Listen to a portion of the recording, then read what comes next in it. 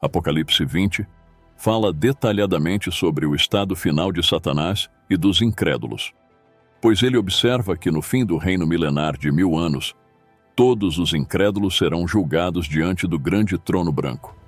Apocalipse, capítulo 20, versículo 15 declara: "E se alguém não foi achado, inscrito no livro da vida, foi lançado no lago de fogo."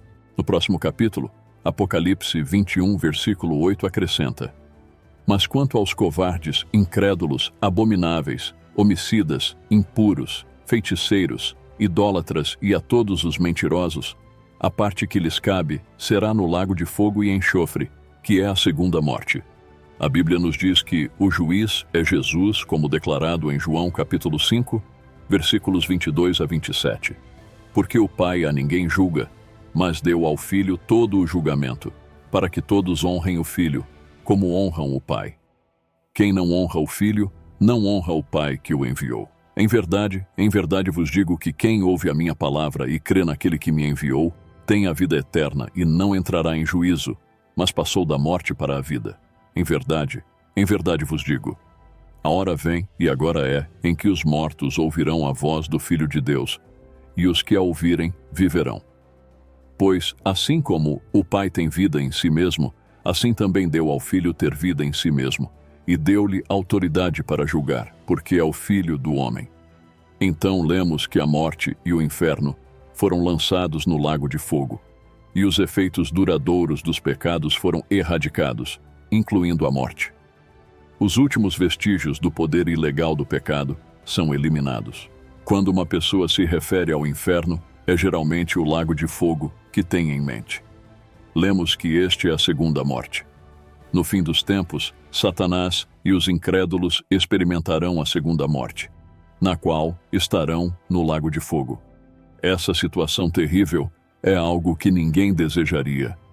É por isso que Deus ofereceu a salvação por meio de Jesus a qualquer um que acreditar, e pacientemente oferece a salvação hoje. Se você ainda não depositou sua confiança nele, agora não é hora de adiar mais. Não é tarde demais para se voltar para Deus agora, mas um dia será tarde demais. Jesus falou do inferno como sendo trevas exteriores, conforme Mateus capítulo 8, versículo 12.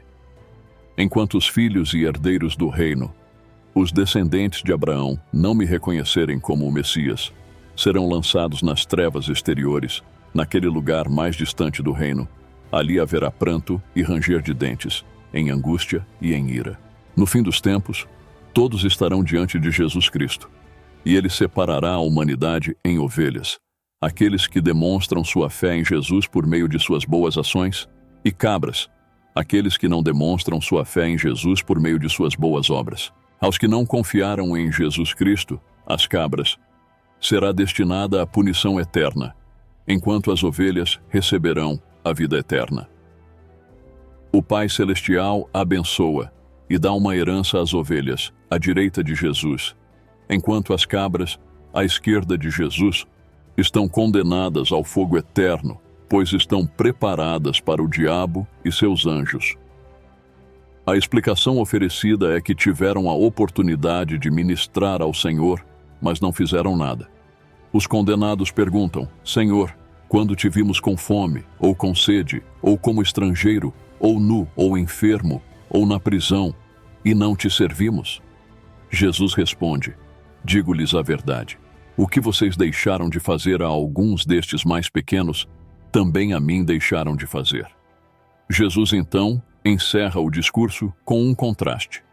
"E estes irão para o castigo eterno, mas os justos para a vida eterna", conforme Mateus capítulo 25, versículo 46.